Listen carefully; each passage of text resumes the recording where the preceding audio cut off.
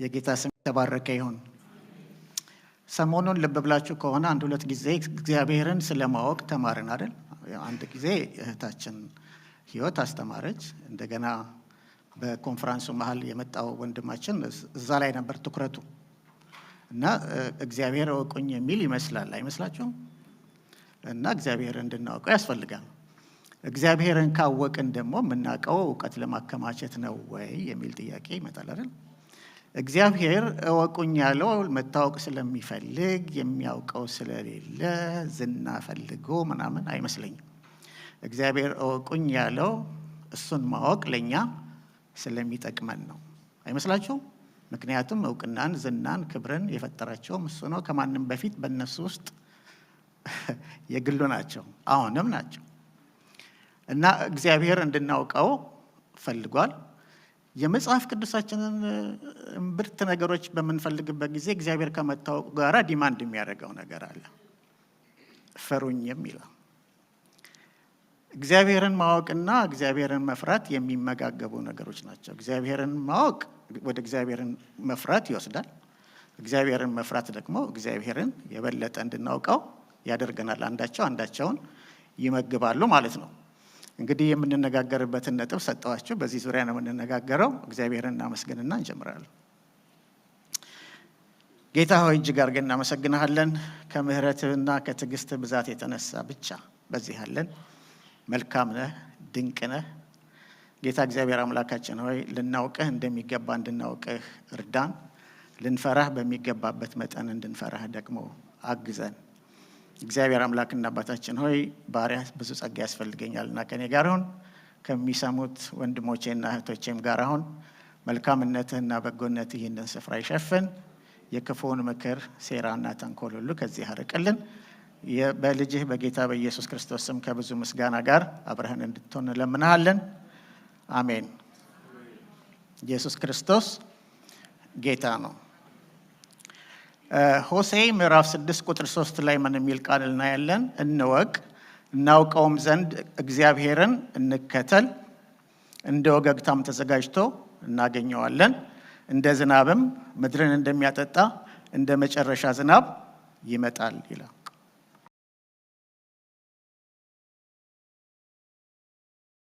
እናውቀውም ዘንድ እግዚአብሔርን እንከተል፣ እንደ ወገግታም ተዘጋጅቶ እናገኘዋለን፣ እንደ ዝናብም ምድርን እንደሚያጠጣ እንደ መጨረሻ ዝናብ ይመጣል። ኤርምያስ በበኩሉ ደግሞ ምዕራፍ 24 ቁጥር 7 ላይ እኔም እግዚአብሔር እንደሆንኩ የሚያውቅ ልብ እሰጣቸዋለሁ። ፈልጉና አግኙኝ አይደለም ያለው፣ እኔን የሚያውቅ ልብ እሰጣቸዋለሁ። የሚረዳ ልብ ሰጥቶናል ማለት ነው። በፍጹምም ልባቸው ወደ እኔ ይመለሳሉና ሕዝብም ይሆኑኛል፣ እኔም አምላክ እሆናቸዋለሁ። ከዚህ የተነሳ ሰዎች ማንነቱን እንድንረዳለት የእግዚአብሔር መሻት ነው። ያንን መረዳት እንድናገኝ ደግሞ የተለያዩ መገለጫዎችን በመጠቀም ስለ ራሱ ይነግረናል። አንዳንዶቹን ለመጥቀስ በዝምድና በኩል ብትመለከቱ አባት ነኝ ይላል፣ እናት ነኝ ይላል አይደል? ወዳጅ ነኝ ይላል፣ ባል ነኝ ይላል። እንደ አባት ይንከባከባል፣ ይጠነቀቃል። እንደ እናት ርህራሄው፣ የልቡ መሳሳት ይታያል አይደለም? እንደ ወዳጅ የልቡን ነግሮናል፣ የልባችንን እንድንነግረው ይጠብቃል። እንደ ባል ልባችንን እንድንሰጠው አስቀድሞ ልቡን ሰጥቶናል። ስለዚህ እግዚአብሔር በዚህ ሁኔታ እንድንመለከተው ይፈልጋል። በግብርና ውስጥ ባሉ እረኛ ነኝ ይላል፣ ወይን ነኝ ይላል፣ ገበሬ ነኝ ይላል፣ ዘሪ ነኝ ይላል፣ ዘርንም የምሰጥ ነኝ ይላል። በግብርና በኩልም ተናግሮናል። በፖለቲካ አልተናገርም እንዴ? ተናግሯል። ንጉሥ ነኝ ይላል አይደል? ዳኛ ነኝ ይላል፣ ጌታ ነኝ ይላል፣ ሕግ ሰጪ ነኝ ይላል። የመከላከያውም የበላይ ነው፣ ተዋጊ ነኝ ይላል። በፖለቲካውም ግጥም አድርጎ ባሉት መንገዶች ሁሉ ስለ ራሱ ነግሮናል። በተፈጥሮስ ብርሃን ነኝ ይላል፣ እሳት ነኝ ይላል፣ የእሳት አምድ ነኝ ይላል፣ ደመና ነኝ ይላል፣ እስትንፋስ ነኝ ይላል፣ አለት ነኝ ይላል። ሁሉን የሚሞላ አምላክ ነው። መሸሸጊያስ ቅጥር ነኝ ይላል፣ ምሽግ ነኝ ይላል፣ ጋሻ ነኝ ይላል፣ የጸና ግንብ ነኝ ይላል። በተንከባካቢነትስ የህይወት ውሃ ነኝ ይላል፣ እንግዳ አስተናጋጅ ነኝ ይላል፣ ሰርግ ደጋሽ ነኝ ይላል፣ ጫጩቶቿን በጉያዋ እንደምትሰበስብ እናት ነኝ ይላል። እኔ ነኝ ሲልስ ጌታ ኢየሱስ ክርስቶስ ምን አለ? የህይወት እንጀራ ነኝ ብሏል። የዓለም ብርሃን ነኝ፣ መግቢያ በር ነኝ፣ መልካም እረኛ ነኝ፣ ህይወት ነኝ፣ እውነተኛው ወይን ነኝ፣ ትንሣኤ ነኝ ብሏል። አያችሁት እንዴት እንደመጣ? በተለያየ መንገድ እንድናውቀውና እንድንረዳው በሚገባን ለገበሬው በግብርና፣ ለፖለቲከኛው በፖለቲካ፣ ለዛ በዚህ በተለያየ መንገድ ራሱን በስፋት ገልጿል። ከዚህ በተጨማሪ ደግሞ በስራው ስለማንነቱ የገለጠልን ልናውቀው በሚገባን አምላክ ላይ ብርቱ ብርሃን የሚያበሩ ደግሞ ሌሎች ነገሮች አሉ። ጻድቅነቱን ነግሮናል፣ ቅዱስነቱን ነግሮናል፣ አፍቃሪነቱን ነግሮናል፣ መልካምነቱን ነግሮናል፣ ታማኝነቱን ነግሮናል፣ ጥበቡን ነግሮናል፣ ፍትህ አዋቂነቱን ነግሮናል፣ ፍርዱን ነግሮናል፣ ትዕግስቱን ነግሮናል፣ መሐሪነቱን፣ ለጋስነቱን፣ ፈዋሽነቱንና አዳኝነቱንም ነግሮናል። ምንድን ያልነገረን? ጥሩ ወዳጅ ነው። የልቡን ሁሉ ነግሮናል። በባህሪውም እንደዚሁ ስለ ራሱ ይናገራል። ሲጀመር በራሱ ሙሉ ሆኖ ያለማንም ድጋፍ የሚኖር መሆኑን ይነግረናል። ዘላለማዊነቱን ይነግረናል። አይለወጤነቱን ይነግረናል። በሁሉ ስፍራ መገኘቱን ይነግረናል። ሁሉን ማወቁን ይነግረናል። ሁሉን መቻሉን ይነግረናል። ትልቅነቱን ይነግረናል። እነሆ ሰማይ ከሰማይም በላይ ያለው ሰማይ ሊይዝህ ከቶ አይችልም የተባለለት አምላክ ነው። እነዚህን የመሳሰሉት መገለጫዎች እያንዳንዳቸው ብቻቸውን እግዚአብሔርን አሟልተው ሊገልጡት አይችሉም። እግዚአብሔር ውስብስብ ነው። ሲምፕል ሆኖ ሳለ ውስብስብ ነው አባባሌ ልክ ላይሆን ይችላል። እግዚአብሔር ውስብስብ ነው ስል እመጣበታለሁ ከአንድ ሁለት አረፍተ ነገር በኋላ። እንዲያውም እነዚህ ሁሉም ደግሞ አንድ ላይ ሆነው እግዚአብሔርን ሙሉ በሙሉ ሊገልጡት አይችሉም። ምክንያቱም እርሱ ከመታወቅ በላይ ነው። ይህንን እያወቀ ያለንንም ደግሞ የማወቅ ድካም እያወቀ እናውቀው ዘንድ ግን ግድ ይለናል። ለጥቅማችን ከኢዮብ ወዳጆች አንዱ ሶፋር የሚባለው ብዙ የተናገረው ነገሮች ጥያቄ ውስጥ የሚገቡ ቢሆንም አንድ ትልቅ ነገር ግን ተናግሯል። የእግዚአብሔርን ጥልቅ ነገር ኢዮብን ሲነቅፈው ነው። ኢዮብ ጻድቅ ነኝ እግዚአብሔር እንዴት እንዲህና እንደዛ ያደርገኛል ብሎ ለተናገረው ማለት ነው። የእግዚአብሔርን ጥልቅ ነገር ልትመረምር ትችላለህን? ወይስ ሁሉን የሚችልን አምላክ ፈጽመህ ልትመረምር ትችላለህን? ከሰማይ ይልቅ ከፍ ይላል፣ ምን ልታድርግ ትችላለህ? ከሲኦልም ይልቅ ይጠልቃል፣ ምን ልታውቅ ትችላለህ? ርዝመቱ ከምድር ይልቅ ይረዝማል፣ ከባህርም ይልቅ ይሰፋል ብሎናል። የእግዚአብሔርን ጉዳይ ተመልከቱት። ንጉሥ ሆኖ እረኛ ነው። ፈራጅ ሆኖ መሐሪ ነው። ጻድቅ ሆኖ ይቅር ባይ ነው። እውነትና እውነተኛ ሆኖ ጸጋ ሰጪ ነው። ቁጡ ሆኖ ታጋሽ ነው። አንበሳ ሆኖ በግ ነው። ብርሃን ሆኖ መደበቂያ ነው።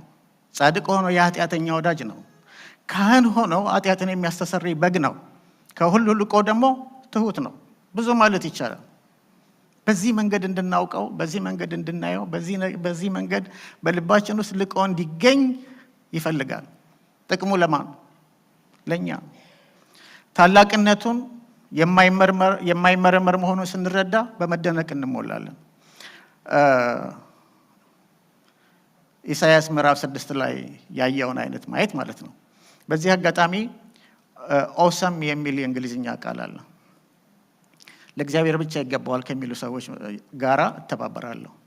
ኦሰም የሚለውን ቃል በአማርኛ ስፈልገው ድንቅ ይላል፣ ግሩም ይላል። ብዙ ድንቅ የምንላቸው ነገሮች አሉ፣ ብዙ ግሩም የምንላቸው ነገሮች አሉ።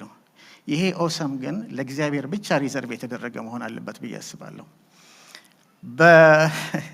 በእንግሊዝኛው he is awesome in beauty, he is awesome in glory, he is awesome in might, he is awesome in wisdom። ተዘርዝሮ አያልቅም።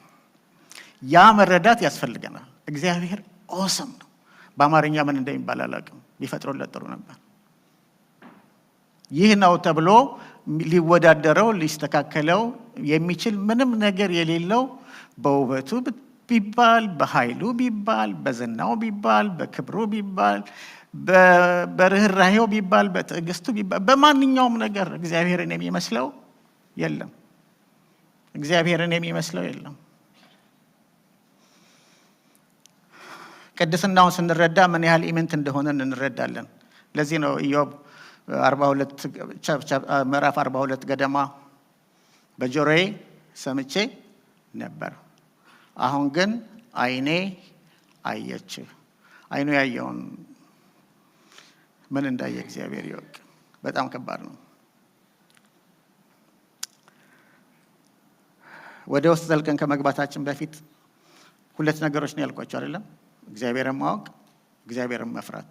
እግዚአብሔርን መፍራት፣ እግዚአብሔርን ማወቅ፣ እግዚአብሔርን ማወቅ፣ እግዚአብሔርን መፍራት፣ እግዚአብሔርን መፍራት፣ እግዚአብሔርን ማወቅ ተመጋጋቢ እንደሆኑ።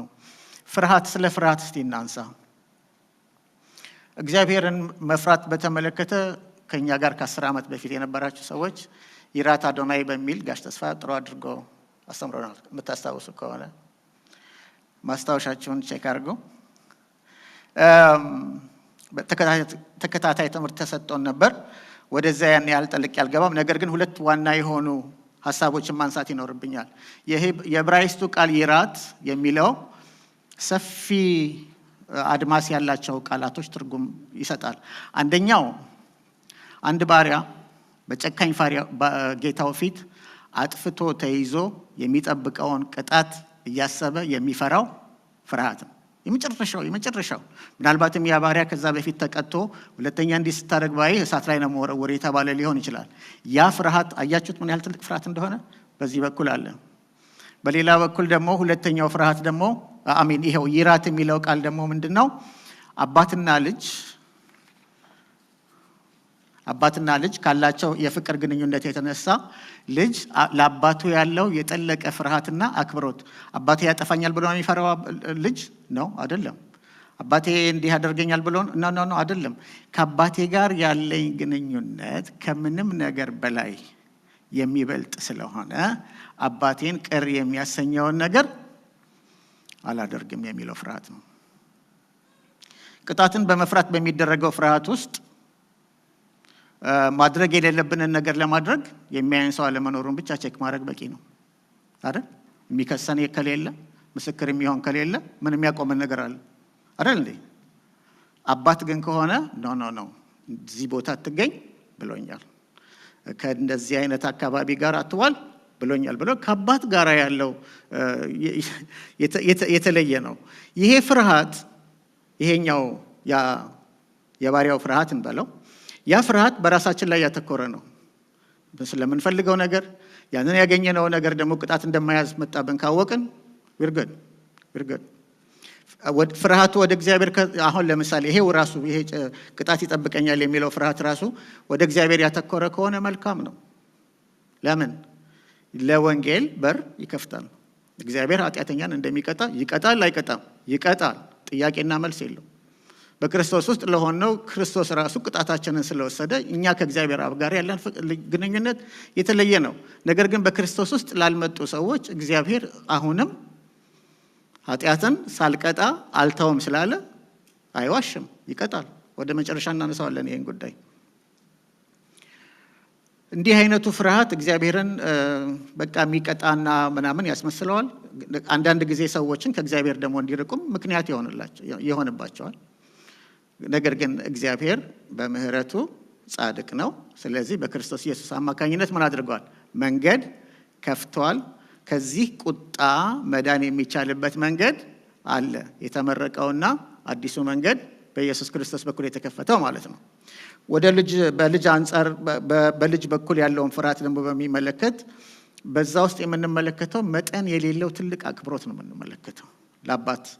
መነሻውም አባቱን ለማሳዘን የሚያከብረውን አባቱን ስም በክፉ ላለማስጠራት ካለ ጥንቃቄ ጋር የሚያተኩር ነው እንጂ ያጠፋኛል የሚል ስጋት ያለበት አይደለም። እንዴ ብዬ አባቴን ልብ አቆስላለሁ፣ ከአባቴ ጋር ያለኝ ግንኙነት ከምንም ነገር ይበልጣል በሚል ስሜት የሚነዳ ነው። የዚህ አይነቱ ፍርሃት ምንም ሳይሰነካከል ከፍቅር፣ ከሐሴት፣ ከኮንፊደንስ ምን እንበለው በአማርኛ ስጋት አልባ በሆነ ህይወት እንድንኖር ያደርገናል።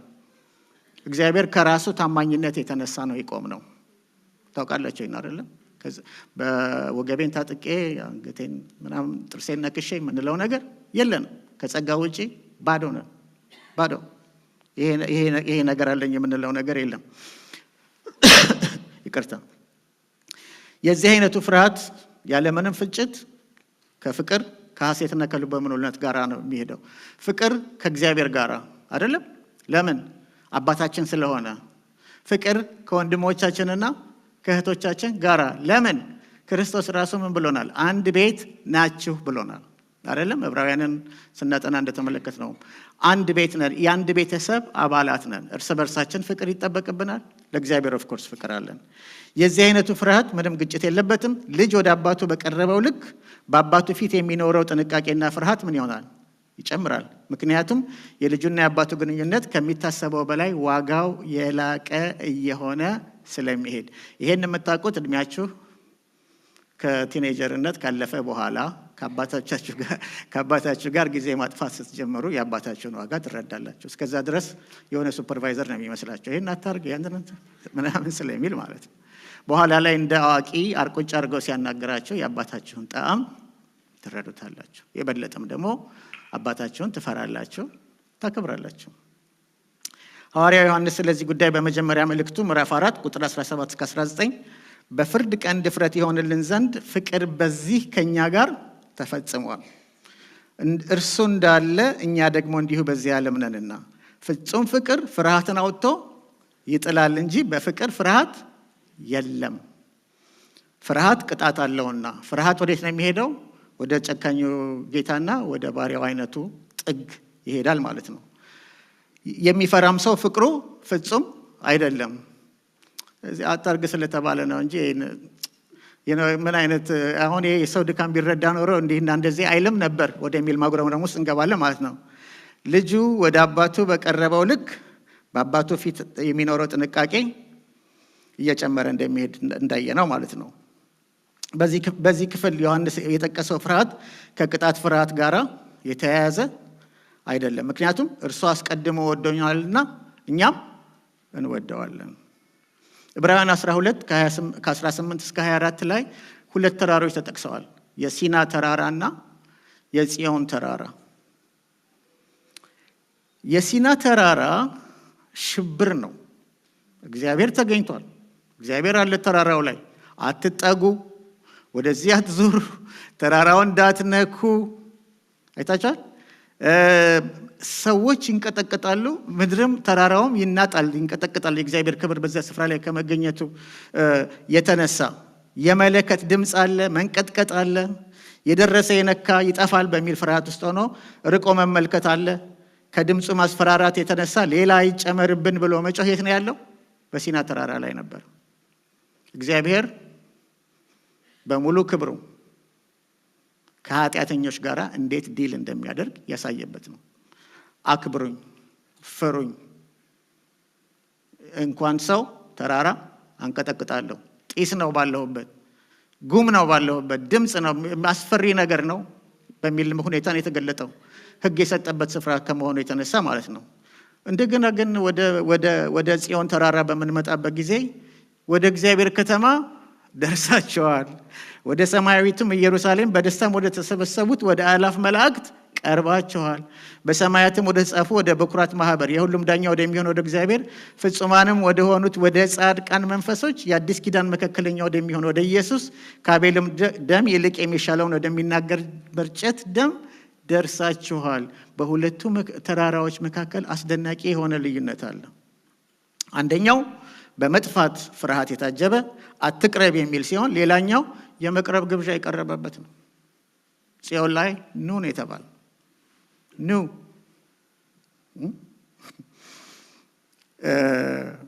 ሽብር የሌለበት ሽሹ፣ ራቁ ሳይሆን ባትጠጉ ወይም ብትርቁ የሚያመልጣችሁ ብዙ ነገር አለ የተባለበት ነው። ጳውሎስም እነኝኑ ተራራዎች ጠቅሶ አጋር ለባርነት እንደምትወልድ ሳራ ለልጅነት እንደምትወልድ አድርጎ አመልክቶታል። በሁለቱ ፍርሃቶች መካከል ያለውን ልዩነት ቁልጭ አድርገው የሚያሳዩ ነገሮች ናቸው እነኚህ። በሲና ተራራ የነበረው ላይ አይደለንም። እርግጥ ነው ሕጉ ቅዱስ ነው፣ ሕጉ ንጹህ ነው፣ ሕጉ ፍጹም ነው። ከሕጉ ጋር ችግር የለንም። ችግሩ ሕጉ ጋር አይደለም ያለው፣ ችግሩ ስቲል እኛ ጋር ነው ያለው። ከሕጉ ጋር አይደለም ችግሩ። ነገር ግን እግዚአብሔር መፍትሄ አበጅቶለት በጽዮን ተራራ ደግሞ ከማን ጋር ሆነ? በጌታ በኢየሱስ ክርስቶስ አማካኝነት ኑ ቅረቡ ወደሚል ሁኔታ ተቀየረልን ማለት ነው። በዚህኛው ቦታ ላይ ፍርሃት የለም እንዴ? አለ። የትኛው ፍርሃት? በባሪያውና በጨካኙ ጌታ መካከል ያለው ፍርሃት ሳይሆን በአባትና በልጅ መካከል ያለው ፍርሃት። ይራት አዶናይ። ሐዋርያው ጳውሎስ በሮሜ መልእክት ምዕራፍ 8 ከቁጥር 14 እስከ 15 ምን ይላል? በእግዚአብሔር መንፈስ የሚመሩ እነዚህ የእግዚአብሔር ልጆች ናቸውና አባት ብለን የምንጮህበትን የልጅነት መንፈስ ተቀበላቸው እንጂ እንደገና ለፍርሃት። ለየትኛው ፍርሃት? በባሪያና በጨካኝ ጌታ መካከል የባርነትን መንፈስ አልተቀበላችሁምና ብሎናል። ለዚህ አባቴ ብለን የምንጮህበትን የልጅነት መንፈስ ለተቀበልን ሰዎች አዲስ ኪዳንም የሚከተሉትን ጥቅስ ይዟል፣ ሚዛኑን ለማስተካከል። ለምሳሌ በሐዋርያት ሥራ ላይ በይሁዳም ሁሉና በገሊላ በሰማርያም የነበሩት አብያተ ክርስቲያናት በሰላም ኖሩ፣ ታነጹም፣ በእግዚአብሔር ፍርሃትና በመንፈስ ቅዱስ መጽናናት እየሄዱ ይበዙ ነበር። የእግዚአብሔር ፍርሃት ምን ያደርጋል? ያጽናናል። አይታችኋል? የእግዚአብሔር ቤተ ክርስቲያን ስታድግ የነበረችው ከምን የተነሳ ነው? ለእግዚአብሔር ከነበራት ፍርሃት የተነሳ ነው። ያ ፍርሃት ከምንድን ነው የመጣው? ከተገኘው አዲስ እውቀት። ምክንያቱም ምን ይለናል? ስለነኚሁ በሐዋርያት ዘመን ስለነበሩ ሰዎች ቃሉን በማንበብ በጸሎትም እንጀራንም በመቁረስ ይተጉ ነበር። ትንሽ ፈገግ ላድርጋችሁ። እንጀራን በመቁረስ እንተጋለን። እሱም አስፈላጊ ነው፣ መትጋት አለብን ማለት ነው። ኦኬ። ሁለተኛው ጥቅስ ስለዚህ ወዳጆቼ ሆይ ሁልጊዜ እንደታዘዛችሁ በእናንተ ዘንድ በመኖሬ ብቻ ሳይሆን ይልቁን አሁን ስርቅ በፍርሃትና በመንቀጥቀጥ የራሳችሁን መዳን ፈጽሙ። ፊልጵስዩስ 2:12 ወዳጆቼ ሆይ ሁልጊዜ እንደታዘዛችሁ። የመጀመሪያው ትእዛዝ ምንድን ነው? በጌታ በኢየሱስ ክርስቶስ በኩል ከእግዚአብሔር ጋር መታረቅ ነው። አይደለም እንዴ? ይሄኛው ፍርሃትስ ምን አይነቱ ፍርሃት ነው? እግዚአብሔርን የማክበር ፍርሃት፣ አባታችንን ደስ ለማሰኘት ካለ ፍላጎት ጋር የተያያዘ። ምክንያቱም ከመዳናችን ጋር ግንኙነት ስለሌለው ማለት ነው። ኦልሬዲ የዳናችሁትን ነገር ነው ፈጽሙት የሚለን ማለት ነው። እንደገና ሶስተኛ ለሰው ፊትም ሳያደላ በእያንዳንዱ እንደ ስራው የሚፈርደውን አባት ብላችሁ ብትጠሩ በእንግድነታችሁ ዘመን በፍርሃት ኑሩ። ይሄን የምታገኙት አንደኛ ጴጥሮስ 1:17። አሁንም ከዕብራውያን 1 ልጨምርና ወደሚከፍትለው እሄዳለሁኝ። ዕብራውያን 12:28-29 ላይ ምን ይላል? ስለዚህ የማይናወጥን መንግስት ስለምንቀበል ልንቀበል ስለምንችላለን ስለምንቀበል የተረጋገጠ የተፈረመ ነገር አለ ማለት ነው። ስለምንቀበል በማክበርና በፍርሃት እግዚአብሔርን ደስ እያሰኘን የምናመልክበትን ጸጋ እንያዝ። አምላካችን በእውነት የሚያጠፋ እሳት ነውና ከሚያጠፋው እሳት ግን ድነናል።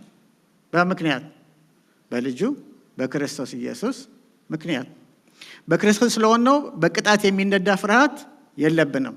ቅጣታችንን ራሱ ተቀብሎ ከቅጣትና ቅጣት ከሚያስከትለው ስጋት አትርፎናል። ለእኛ የቀረልን ከሙሉ ፍቅር የሚመነጭ ማንነቱን ከማወቅ የሚመነጭ ፍቅሩን ከመረዳት የሚመነጭ የተገለጠልንን ያህል ከማወቅ የሚመነጭ አቻ በሌለው መደነቅ የታጀበ አክብሮትና ፍቅር ብንፈልግ ብርሃን ብለን ፍርሃት ብለን እንጥራው ያንን ልዩ ክብር ለጌታችን ልናቀርብለት ይገባናል። ምክንያቱም እርሱ ኦውሰም ነው። ኦውሰም it's a huge ልዩነት አለው። ግሩም ድንቅ አይመጥነውም። ከዛ የተነሳ ነው ያንን የምልበት ምክንያት። ይህን ፍርሃት እንዴት እናሳድገው? ይህ ፍርሃት ቅረቡ ብሎ ወደ ጋበዘን አምላክ በትህትና በመቅረብ ይጀምራል። ጌታን በመቀበል ማለት ነው። እዚህ ውስጥ ካላችሁ ወደ በኋላ እድል እንሰጣለን።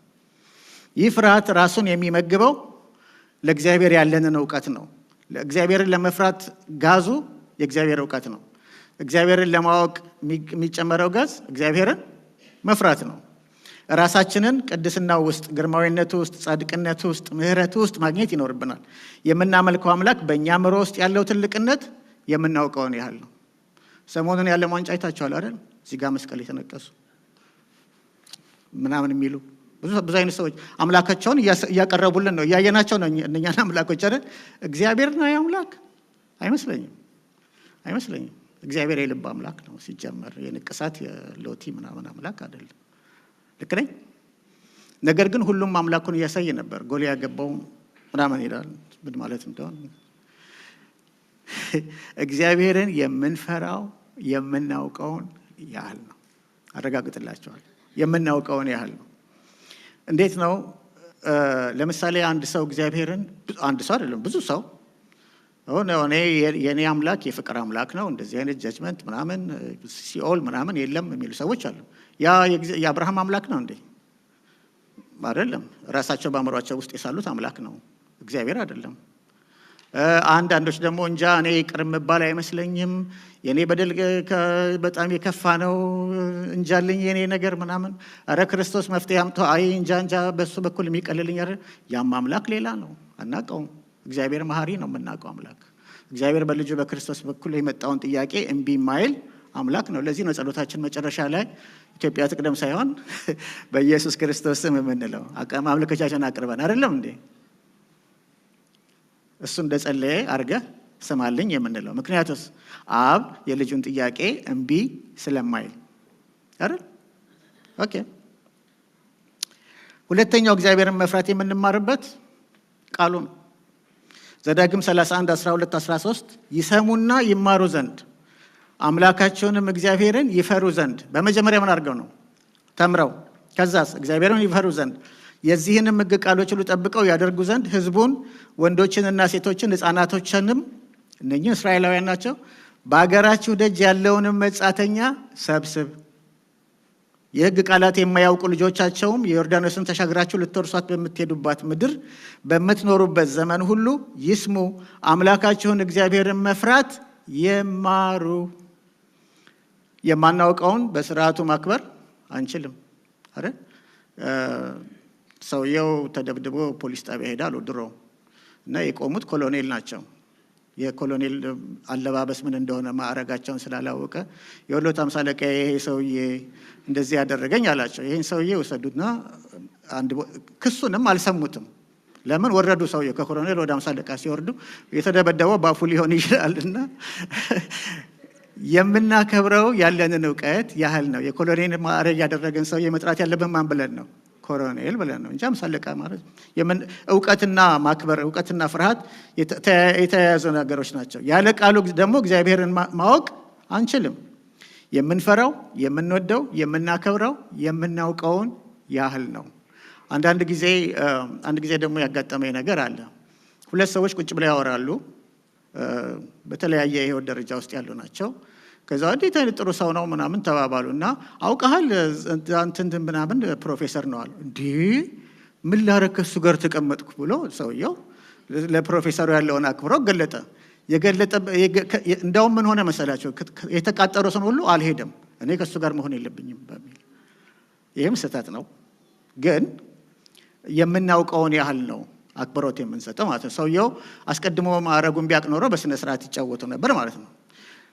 ሁለተኛው መስቀሉንና ውጤቱን ማሰላሰል ነው። መስቀሉ በአንድ በኩል እግዚአብሔር ኃጢአትን ሳይቀጣ እንደማያልፍ፣ ኃጢአትን ያለምንም ምሕረት እንደሚቀጣ ሲያሳይ፣ በሌላ በኩል ደግሞ መስቀሉ የርኅራኄውን ጥግ ያሳያል። በመሞት ያሳየውን ፍቅር ሁለቱንም እግዚአብሔር በኃጢአት ላይ እንደሚጨክን እንደገና ደግሞ እንደሚራራም ጎን ለጎን አድርጎ ያሳየናል። እነዚህን ሁለት እውነቶች በአንድ ላይ መመልከት ከትክክለኛው ፍቅር ጋር ያገናኛል። ኃጢአትን በማይታገሰው ቅድስናው መደነቅና ቅጣቱን መቀበል ባስቻለው ፍቅር መቅለጥ ወደ ትክክለኛው አክብሮትና ፍርሃት ያስገባል። ሁለቱንም አንድ ጊዜ ነው ማየት ያለብን።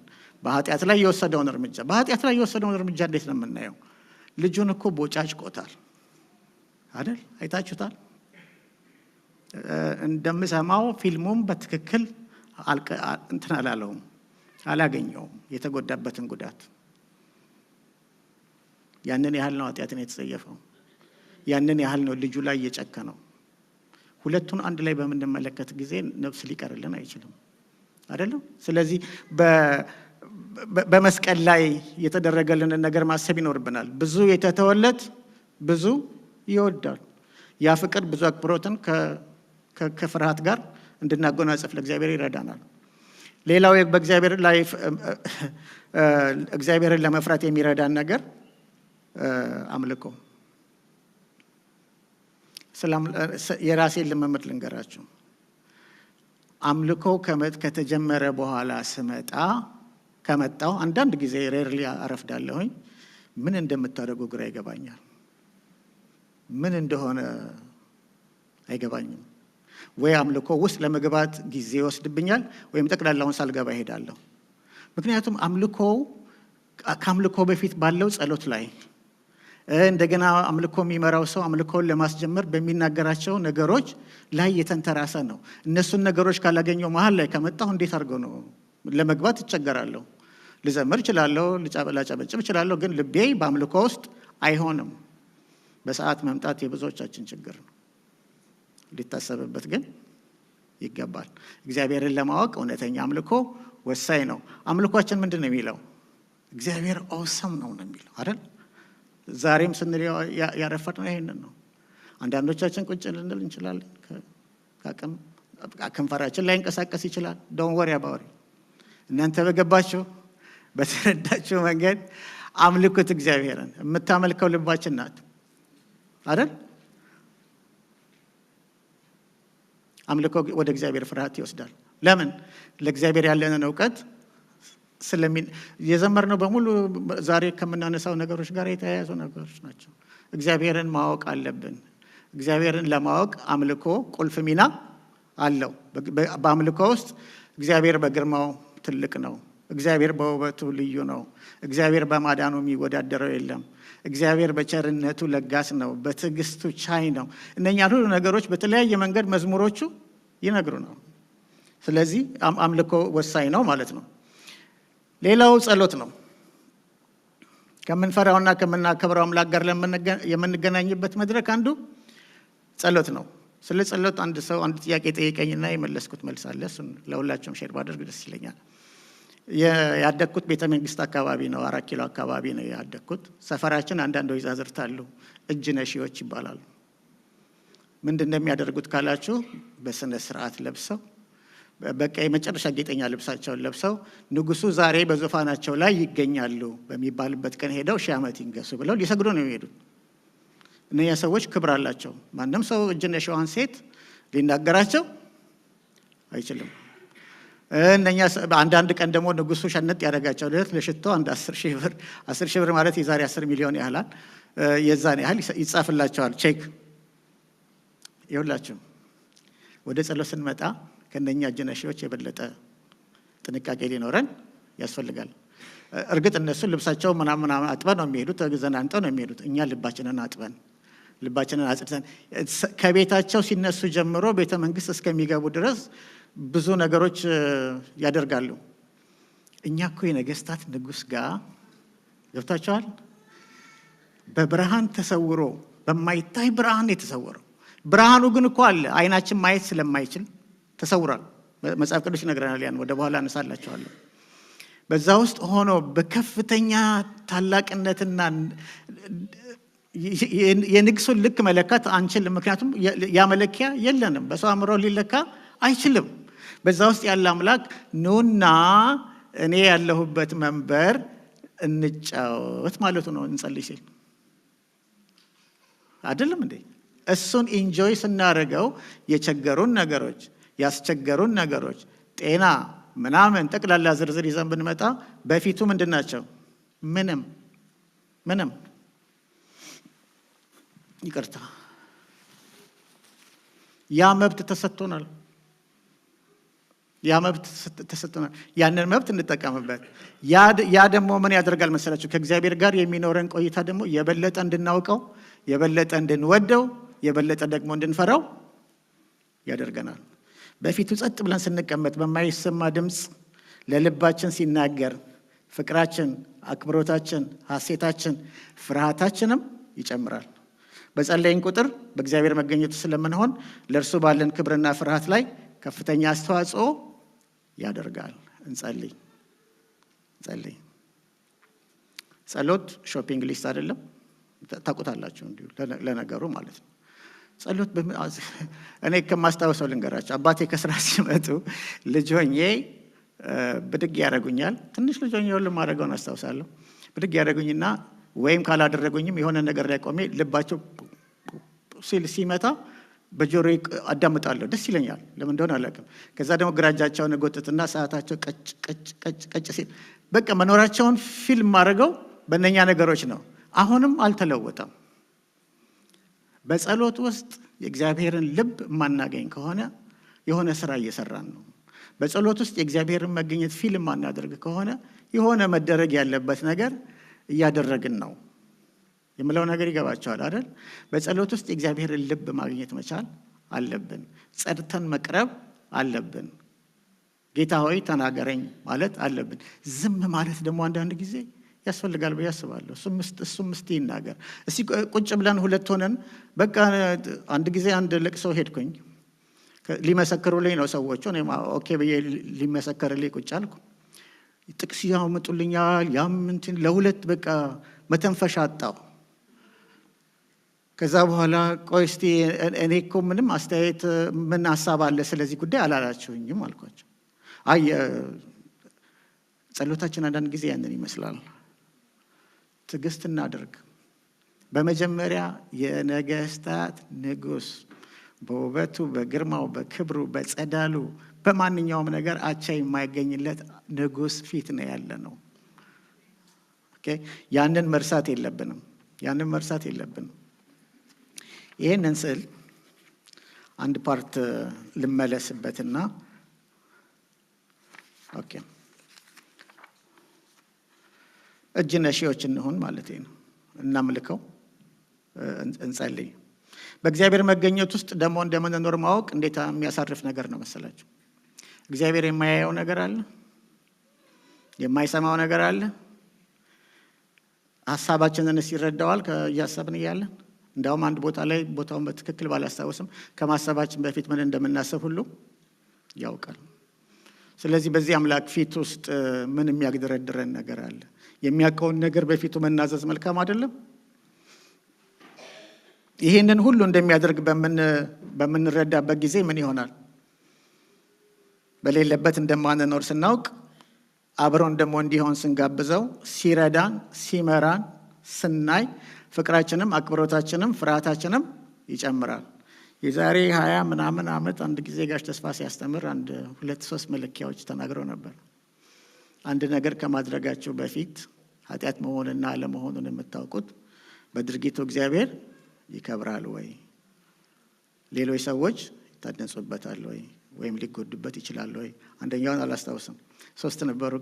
እነኚህን ነገሮች ማሰብ እግዚአብሔር ይከብርበታል። እነኚህን ነገሮች ማሰብ ከክፉ መንገድ ምን ያደርጋል? ይጠብቀናል። እነኚህን ነገሮች ማሰብ አስፈላጊ ነው ማለት ነው። እነኚህን ነገሮች ስናስብ ማለት ነው አሁን እኮ እግዚአብሔር ከኔ ጋራ አለ። የምናገረውን ይሰማል፣ የማያየውን አብሮ ያያል፣ የምሰማውንም አብሮ ይሰማል፣ በውስጥ ያለውን ቁጣም ይመለከተዋል፣ ይቅር አለ ማለትም ቢሆን ያየዋል። በነገራችን ላይ እነኛ እጅ ነሺዎች በጣም ዘንጠው እንደሚሄዱ ነግሬያቸዋለሁ አይደለም? ወደ ቤተ መንግስት በሚሄዱበት ጊዜ እኛ እኮ ፋሽኑ የማይለወጥበት ልብስ ተሰጥቶናል። በመጀመሪያ ኢየሱስን ልበሱት ተብለናል፣ ልብሳችን ነው። ሁለተኛ ፍቅርን ልበሱት ተብለናል። እነኚህ ከፋሽን ይወጣሉ? አይወጡም። ወደ ጸሎት ስንመጣ፣ እጅ ለመንሳትም ወደ አምልኮ ስንመጣ እነኚህ ነገሮች አስፈላጊ ናቸው ማለት ነው። ቤተሰባዊ የሆነው ፍርሃት፣ ይህን ፍርሃት በትክክል የኖረ ማን ነው በምድር ላይ?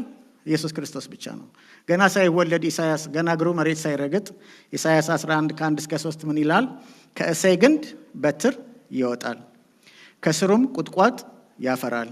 የእግዚአብሔር መንፈስ፣ የጥበብና የማስተዋል መንፈስ፣ የምክርና የኃይል መንፈስ፣ የእውቀትና እግዚአብሔርን የመፍራት መንፈስ ያርፍበታል።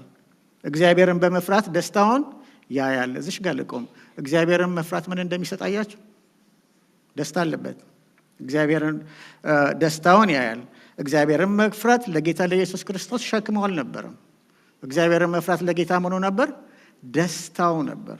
ደስታው ዕብራውያን 5:7 ላይ ስለዚህ ጉዳይ ሲናገር እርሱም በሥጋው ወራት ከሞት ሊያድነው ወደሚችል ከብርቱ ጩኸትና ከእንባ ጋር ጸሎትንና ምልጃን አቀረበ። እግዚአብሔርንም ስለ መፍራቱ ተሰማለት። ከአብ እኩል ነው፣ ከመንፈስ ቅዱስ እኩል ነው። ነገር ግን እግዚአብሔርን መፍራቱ ተሰማለት። ፈቃዱን ለአባቱ ፈቃድ ማስገዛቱ፣ ኃጢአትን ጠልቶ ጽድቅን መውደዱ፣ በጸሎት ሕይወቱ እስከ ሞት መታዘዙ ለአባቱ ያለውን ፍቅርና አክብሮት ፍርሃትም ያሳየበት መንገድ ነው ማለት ነው። ታዲያ እግዚአብሔርን እንዲሁ ነው እንደምንፈራው? ጥቅም የለውም እንደ ለኛ? እውቀቱ ይጠቅመናል ብለናል አይደል? ቅድም መፍራታችንስ እንዴት ነው? እሱም እንደዚሁ ጥቅም አለው። አንደኛ ምሳሌ መጽሐፍን በምትመለከቱበት ጊዜ እውቀት የት ነው ያለው? እግዚአብሔርን መፍራት ውስጥ ነው። ጥበብ የት ነው ያለው? እግዚአብሔርን መፍራት ውስጥ ነው። የእግዚአብሔር መዝገብ በሙሉ ደግሞ ያለው ማን ነው? ኢየሱስ ክርስቶስ። የጥበብ መዝገብ ሁሉ የተሰወረ ያለው ማን ውስጥ ነው? ኢየሱስ ክርስቶስ ውስጥ ነው። ስለዚህ በእግዚአብሔር ፍርሃት ወዴት ነው የምንመጣው? በአብዛኛው መነሻውን ወደ ክርስቶስ እንመጣለን ማለት ነው። ሰው ጥበበኛ ሆኖ ጌታን አለመቀበል አይችልም። ልዩነቱ በጣም ቀላል እኮ ነው አይደል እንዴ? የዘላለም ሞት፣ የዘላለም ሕይወት። ከዘላለም ሞት ወደ ዘላለም ሕይወት ለመምጣት ድልድዩ ማን ነው? ኢየሱስ ክርስቶስ። ከዚህ ወደዚህ ነው። ይሄን የመሰለ ጥበብ ከየት ይገኛል? ሁለተኛ ከክፋት መመለስ። ምሳሌ 16:6 እኔ በጣም የሚገርመኝ ነገር አለ። ሰው እንዴት ብሎ አውጥቶ አውርዶ ፕላን አርጎ ክፋት ያስባል? ግን አለ፣ ክፋት አለ፣ ክፋት አለ፣ ክፋት በምድር ላይ አለ። በተለይ አንዳንድ ዜና በምትሰሙበት ጊዜ ምን አይነት መንፈስ ነው በምድራችን ላይ የሚመላለሰው ትላላችሁ። ሶስተኛ እግዚአብሔርን መፍራት ምን ያደርጋል? መታመኛና መጠጊያ ያስገኛል። ምሳሌ 14:26 ላይ ብንሄድ እናየዋለን። ከዛስ እግዚአብሔርን መፍራት ወደ ሕይወት ይመራል። ወደ ሞት አይደለም፣ ወደ ሕይወት ይመራል። አባት ለልጆቹ እንደሚራራ እንዲሁ እግዚአብሔር ለሚፈሩት ይራራል ይለናል መዝሙር 103። ርኅራኄም ከእግዚአብሔር ዘንድ እናገኝበታለን። ለሌሎች ፍርሃቶች ደግሞ እግዚአብሔርን መፍራት መድኃኒት ነው። እግዚአብሔርን የሚፈራ ማንንም ምንንም አይፈራም። አባቴ እንዳለ ነው። ልክ ነኝ? በሽታን አንፈራም፣ ልንታመም እንችላለን። ሞትን አንፈራም። ሞት ስንት ቢሊዮን ሕዝብ ሞቷል። አዲስ ነገር አይደለም አይደል እንዴ? ስራዬ ሄደ፣ እንዲሆነ እንደዛ ሆነ የሚሉት ፍርሃቶች በሙሉ እነሱን ሁሉ ፍርሃቶች የሚያቀልጣቸው እግዚአብሔርን መፍራት ነው። እግዚአብሔርን ከፈራን የምንፈራው ነገር የለም። ይሄ ታዲያ ትልቅ አድቫንቴጅ አይደለም እንዴ? ትልቅ አድቫንቴጅ ነው። ኢሳይያስ 66:2 ላይ ምን ይላል? እነዚህን ሁሉ እጄ ሰርታለችና እነዚህ ሁሉ የኔ ናቸው ይላል እግዚአብሔር። ነገር ግን ወደዚህ ወደ ትሁት መንፈሱም ወደ ተሰበረ በቃሌም ወደሚንቀጠቀጥ ሰው እመለከታለሁ። ትህትናው በቃሉ መንቀጥቀጡ ሁሉ ከምን የተነሳ ነው? እግዚአብሔርን ከመፍራቱ የተነሳ ነው። ከወገቡም አምሳያ ወደ ላይ የሚብለጨለጭ የወርቅ ይህ ጌታ ብርሃንን እንደለበሰ መዝሙር 104 ይነግረናል። ሕዝቅኤል 1:27 ላይም እንደዚህ የመሰለ መልእክት አለ። እንደውም ላንብበው። ከወገቡ አምሳያ ወደ ላይ የሚብለጨለጭ የወርቅ ምስያየሁ፣ ከወገቡም አምሳያ ወደ ታች እንደ እሳት ምስያየሁ። በዙሪያውም ጸዳል ነበረ። በዝናብ ቀን በደመና ውስጥ እንደ ቀስተ ደመና አምሳያ እንዲሁ በዙሪያው ያለ ጸዳል አምሳያ ነበረ። የእግዚአብሔር ክብር ምሳሌ መልክ ይህ ነበረ። ባየሁም ጊዜ በግንባሬ የተደፋው የሚናገርንም ድምፅ ሰማሁ ይላል ሕዝቅኤል 1:27-28። ራእይ ላይ ደግሞ በምትመጡበት ጊዜ ደግሞ የእግዚአብሔር ክብር ስለሚያበራላት ከተማይቱን መምራት ወይ ፀሐይና ጨረቃ ወይም ኤሌክትሪክና ኃይል ምናምን አያስፈልጋትም ይላል። እግዚአብሔር አምላካችን ትልቅ ነው። እግዚአብሔር አምላካችን ትልቅ ነው። በትልቅነቱ ታላቅ፣ በታላቅነቱ ደግሞ ትልቅ ነው። ከሰማያት በላይ ያለ ሰማይ ሁሉ ሊይዘው አይችልም። ይህንን አምላክ እንወቀው። ያወቅነውን ያህል ደግሞ እንፍራው። ስናውቀው እንፈራዋለን፣ ስንፈራው እናውቀዋለን፣ ስናውቀው እንፈራዋለን፣ ስንፈራው እናውቀዋለን። እርስ በርስ የሚመጋገቡ ስለሆኑ ማለት ነው። ይህንን ካልኩ ያ ባሪያው የሚፈራው ፍርሃት ልብ ብላችኋል።